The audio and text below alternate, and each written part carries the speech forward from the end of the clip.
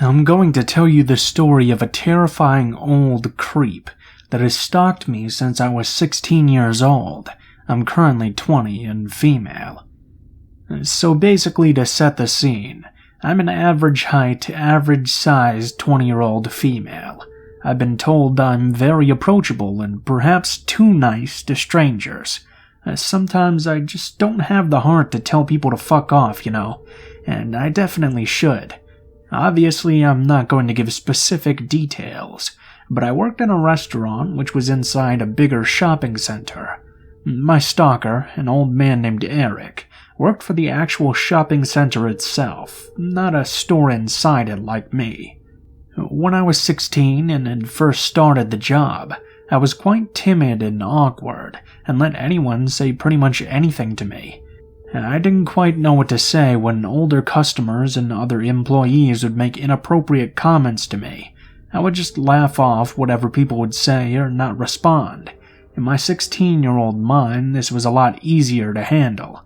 I had one other friend at my job who was my age. Her name was Jessica.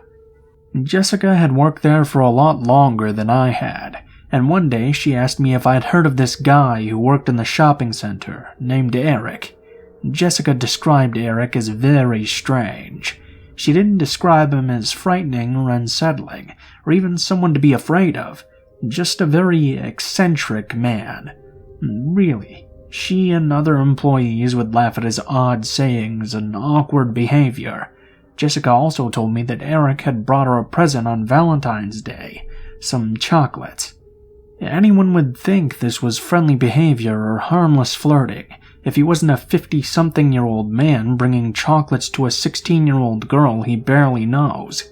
I began to see for myself that Eric wasn't just an innocent old man with a slight crush. He had other intentions. The first time I remember Eric approaching me was when I was filling up a machine near the entrance of my work. The machine was out of the view of all the other employees, and the restaurant was empty, so this was pretty much the perfect time for a creep to approach without being seen.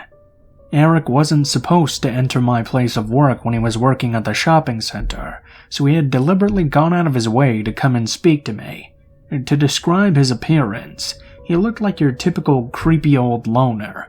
Very gaunt, had gray hair with balding patches, beady little eyes which he never averted from yours, and I can't get them out of my head even till this day. Eric must have sneaked up on me, because as I looked up he was suddenly standing right next to me, a little too close. I could feel his breath on my cheek. My name is Lucy, by the way. Eric asked me, "Lucy, are you married?" He almost giggled after he asked me this. He had a smirk on his face which made me feel as if he was trying to pretend that he thought I was older than I was. At 16, I definitely looked the age. Eric liked to ask me questions that he already knew the answer to, just to see what my reaction would be, letting me know in his own way that he had been looking up information about me on social media. He would do this quite frequently. I began to clock on to the fact that Eric had been going a little further than just approaching me at work, instead stalking my social media accounts in the weeks following this first encounter. Twitter, Instagram.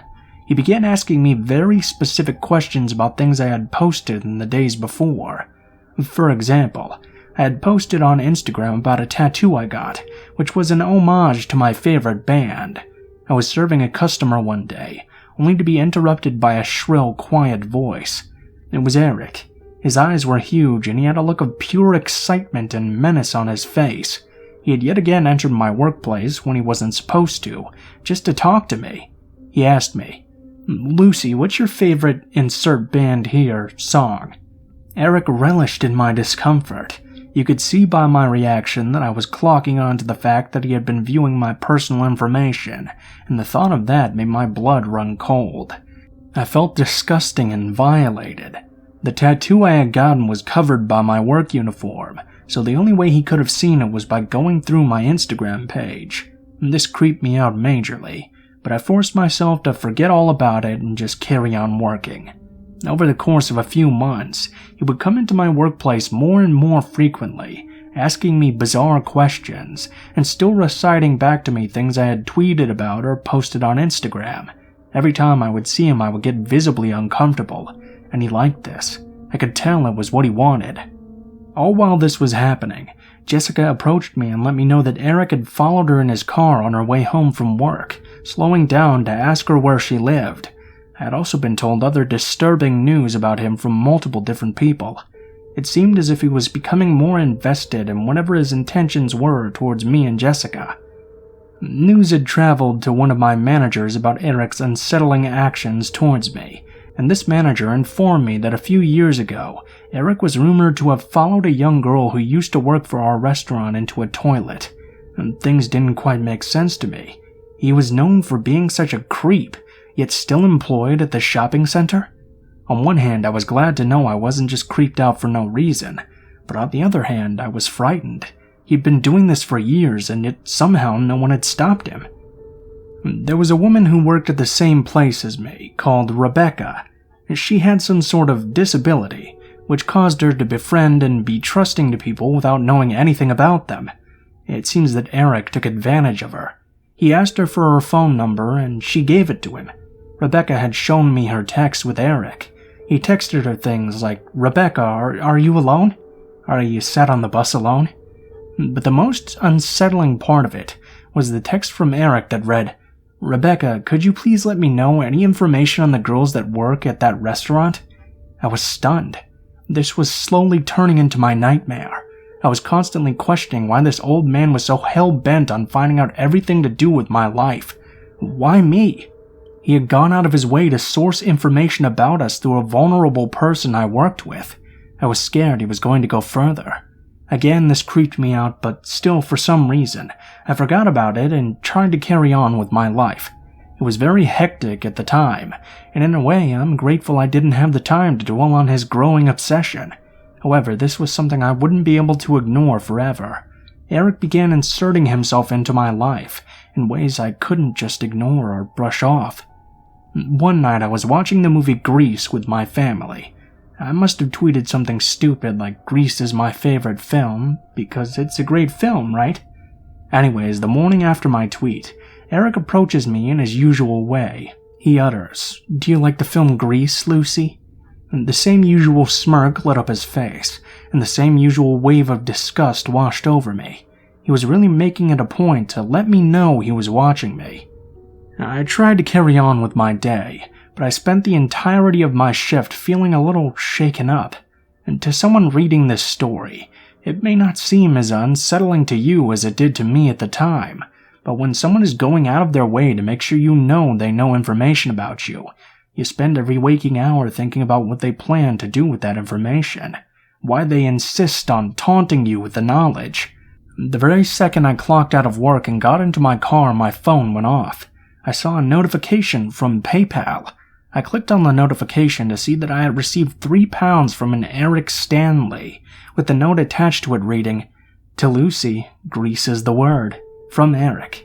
He literally found my PayPal account and sent me £3 with a note from the movie attached to it. If this wasn't crazy enough, in the days following I would receive a string of anonymous calls, incessantly, one after the other. I was in a flood of tears and ended up having a huge panic attack. I felt like there was no escape. My phone rang and rang all night. I had to turn it off just to get away. Even when I turned my phone back on, the calls would still continue. Every time my phone would ring, my head felt like it was being impaled with the sharpest knife at work. I was completely on edge. The phone calls I did answer were always just someone breathing down the phone, making a point to breathe very heavily. I swear that they were trying to sound like they were jerking themselves off, which sickened me. I had no proof that this was Eric, but it wasn't hard to put two and two together after all the lengths he had gone to in order to track down my personal information. If he had found out my PayPal address, my phone number, and all of my social media, what was stopping him from finding out where I live, breaking in, hurting me or my family?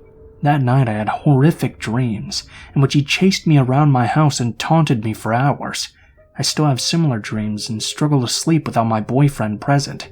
I'm always scared he's standing right outside my door even to this day.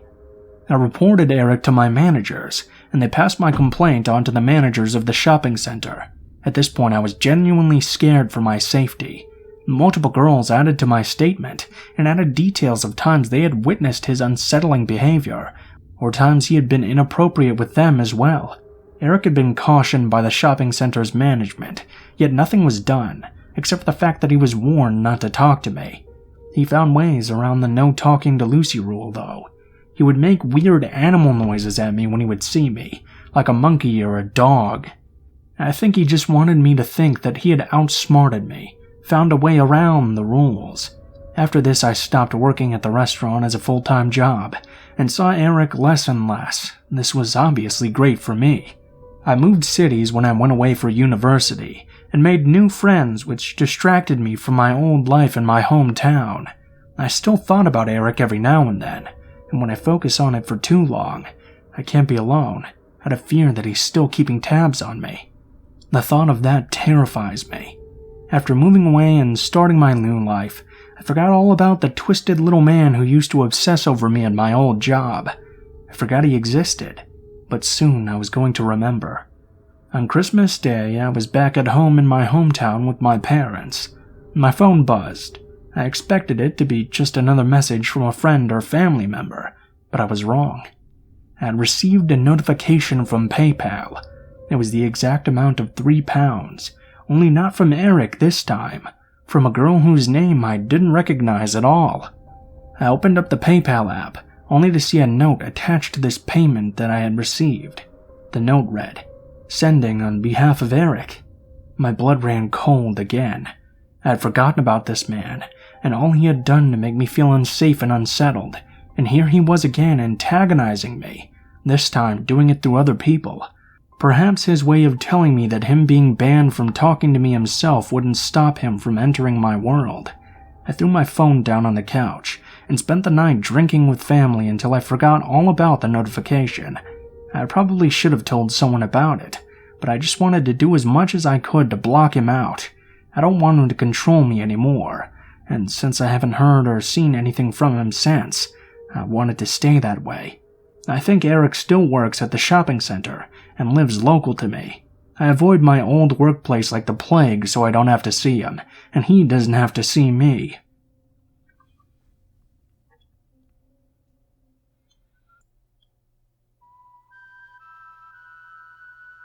The first post, but I've had my share of creepy dudes, so I figured I'd share one of the standouts.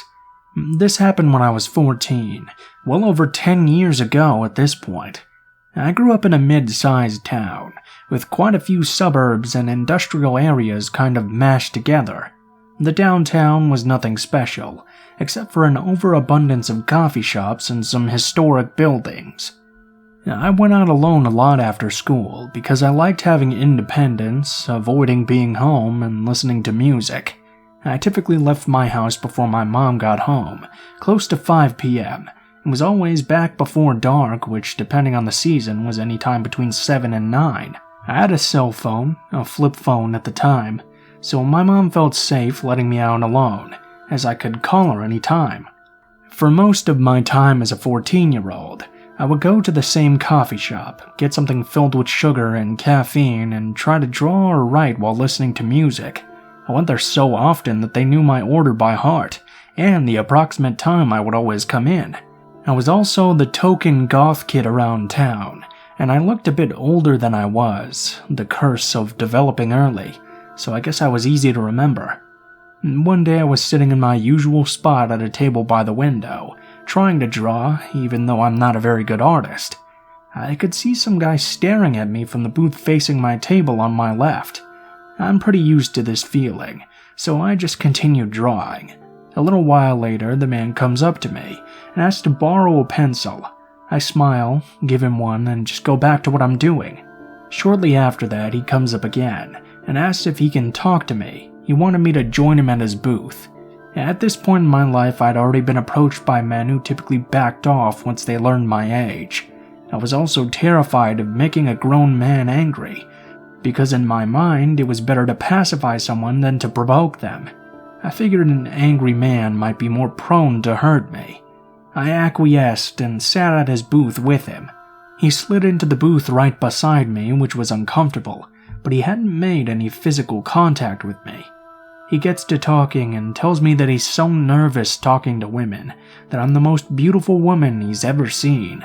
I try to take the compliments quietly and laugh them off, waiting for my opportunity to tactfully tell him that I'm actually a child. I ask him what he does for a living and how old he is. He responds that he's in construction and he's 21. Then he asks me what I do. I say, well, I'm in high school because I'm only 14. He was taken aback by this just a little bit. I could see it on his face. Mentally, I was preparing to make my exit, because now that he knows I'm a minor, I can get out of this. He doubles down on telling me how beautiful I am. Then he proceeds to tell me that he remembers every outfit I've worn since he first saw me 2 months ago. Since I go out almost every day, that's quite a lot. He started to describe them to me, telling me what his favorite outfit of mine was. I take the same route to the coffee shop from my house every day, so he must hang out somewhere along there. Did he follow me to the shop today? Has he been stalking me? At this point, I was freaking out on the inside, but I was trying to keep my cool until I could figure out a way to gracefully exit. We make a bit of small talk. I'm scrambling for a way out, and I try to distance myself from him in the booth. He puts his arm around my shoulders, and a few moments later he says, I keep forgetting you're 14. I can feel myself tense up at this point. I try to stammer through something and laugh it off. I notice that it's getting dark out, and I say, oh, I really need to go home.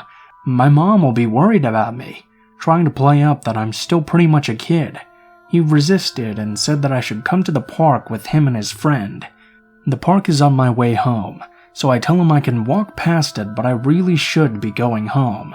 His friend was already at the coffee shop unbeknownst to me, sitting a little further away. He introduced us and we all left. I don't really remember the walk to the park, but when we got there he vehemently tried to convince me to walk down the hill into the now very dark park with himself and his friend, 2 adult men. I tell him I really have to get home.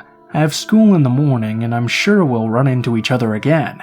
I finally make my exit and begin feeling some relief. I'm maybe a block away from the park when his friend comes chasing after me. He tells me they have coupons for tacos and goes on and on about how much his friend likes me and wants to take me out. I was kind of incredulous at this point. He was trying to impress me with taco coupons? I tell him no, that I'm a kid and that I have school. Luckily the friend backed off and I safely made it home. I started changing my route and didn't go to that coffee shop for a while after that. I ran into the guy and his friend separately a couple of times after that. The guy himself pulled up to me in a minivan a few months after the incident and offered me a ride home.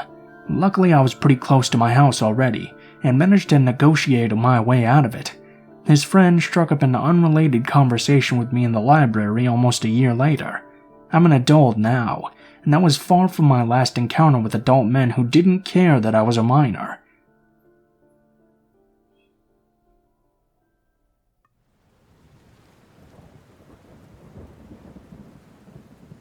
This happened around 10 years ago, in the south of the UK. For reference, I'm a 28-year-old male, and at the time I was working part-time at a fuel station on A Road, which linked a small village to a ring road into the nearby city. The village itself was quiet, high-end, and extremely expensive to live in. It was the sort of place that you only had one chain store, and it was a Waitrose. Everything else was either boutiques or privately owned gourmet grocers, so as someone who's always enjoyed cars, it was always fun to see what kind of high-end luxury sports cars would adorn the forecourt on any given day. This is where I met Michael. Michael was in his late 40s, dark hair, well-dressed, always wore Gant or Ralph Lauren, or on his workdays, tailored Canali suits, etc. He was an all-around nice guy, exceptionally polite, which was actually a rarity, as most of the residents of the surrounding area seemed to despise anyone who didn't qualify for the additional tax bracket. We got to chatting about his collection of vehicles or the watches he wore. He'd always show up wearing some kind of Rolex and driving his Aston Martin, Range Rover or Porsche, so there was always a lot to talk about. I got to know that he worked in finance, and the conversation got on to what I was planning to do with my life. I also work in finance. We'd always have these pleasant conversations, until I left that part-time job in favor of taking up an apprenticeship role at my uncle's brokerage. Michael is important, and we'll get to why shortly. Something to be known about my uncle is that he's a man with a lot of fingers and a lot of pies, literally. As well as his brokerage and property portfolio, he's also owned a few takeaways for cash flow purposes. I think we all know what that means, and as such, I'd occasionally step in as a delivery driver when a driver would let him down.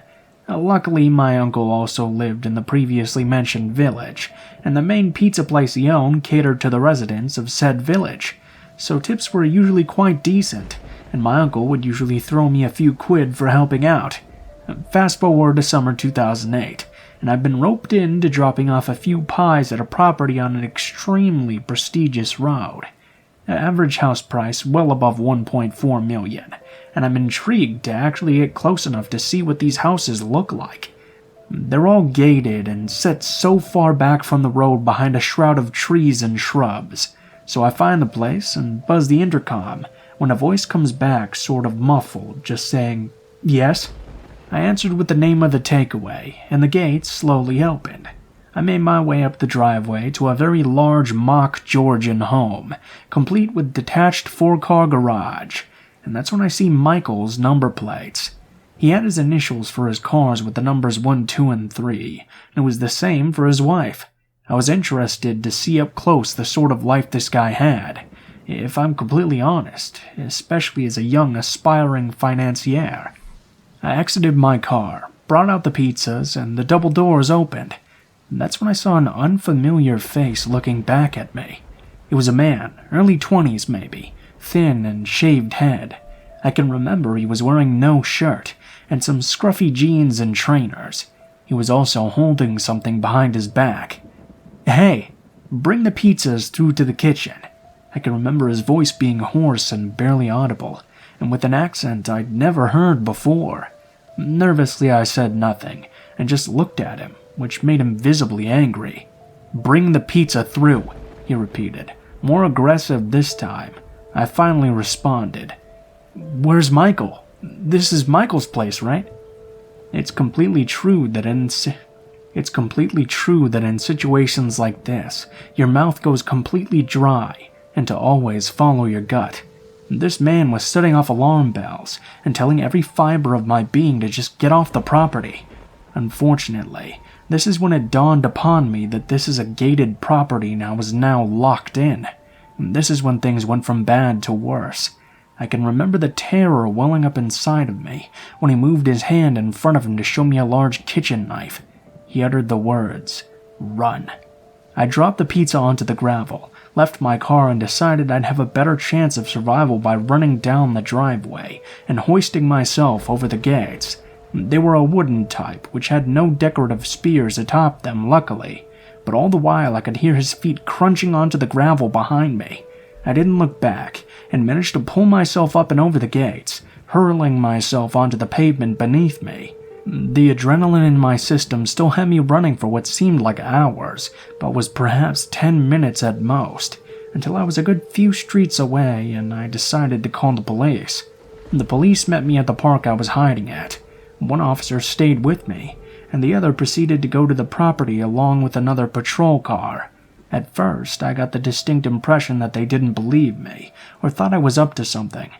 But after my uncle arrived to pick me up and vouched for me being sent there to deliver pizza, the PC in question backed down. Upon their arrival at the property, they found nothing, just my car with slashed tires and broken windows, alongside feces being smeared across all of the kitchen.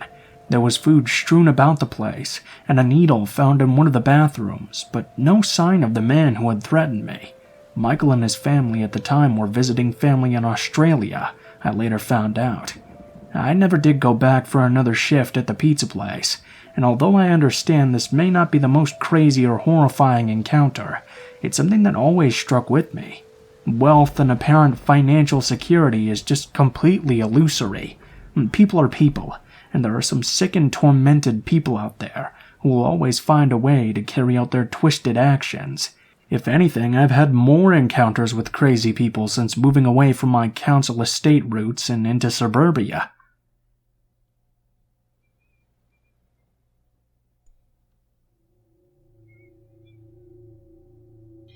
This happened to my roommate and I 2 years ago, when we drove into the national forest just outside of the town we live in. We go to a small college in New England, about 3 hours away from any major city. For context, this forest has quite a few urban legends surrounding it, and the local community, although they do go there often, have superstitions about how to be safe while there. I had just broken up with my partner, and my roommate could sense I was feeling down. Finals were just around the corner, so she decided to help me get my mind off things, suggested we go to a nice spot she had found last week, and just chill and de-stress a little. We took a couple of beers with us, and drove to this secluded spot in the middle of the forest. From the moment we left the main asphalt road in the forest, I saw a couple of things that unsettled me. You could see the abandoned houses of a ghost town from the higher ground the road was on, and we saw this old doll hanging from a rope on a tree. And creepy shit, but we didn't really give it a second thought and kept driving. We got to a clearing and parked our car behind some trees, popped open the back of our SUV, and started just talking and playing some music. About 10 minutes into this, 2 cars appeared from the road and parked in that same clearing. My friend didn't pay any attention to them. Instead, she kept talking, but I was facing them from where I sat. I couldn't stop seeing what they did. A man popped out of each car, talked for a few minutes. I saw them take out a long object covered in a dark plastic bag from the back of one of the cars. This is when I noticed that these guys had guns. Not like shotguns, which I see often in this town, but handguns. They started lighting the bag on fire. I told my friend to get down, and she turned around and saw them for the first time. Black smoke was rising from the bag, and between trying to keep my head down and steal glances at them, I saw them take out a second object. I heard them shoot at it, right before they set it on fire. I don't know how long my friend and I were lying there in silence, but it was definitely enough to let the terror sink in, and whisper to each other how much we loved each other in case this was what we thought it was. At some point I looked up. I saw they were pointing at our car, and saw them walking off into the woods, maybe trying to follow our tracks or trying to look for us. All I know was that right then, I told my friend to jump into the driver's seat and make a run for it. I shut the back door, and between that and the car starting up, the men heard it and started running right towards us. They ran towards one of their cars and hopped in. We went over a hill, and driving way above what was safer dirt roads on a hillside, we finally lost them. We drove into a neighboring town and roamed around for a while, just to make sure nobody was following us, before we finally went back to our dorm. That day, we tried to make fun of the whole situation, got really drunk before finally just breaking down and crying from knowing we had seen something we weren't supposed to. At first, we were terrified of telling anyone, but eventually we did call officers on campus who contacted the police, but of course, they never found anything.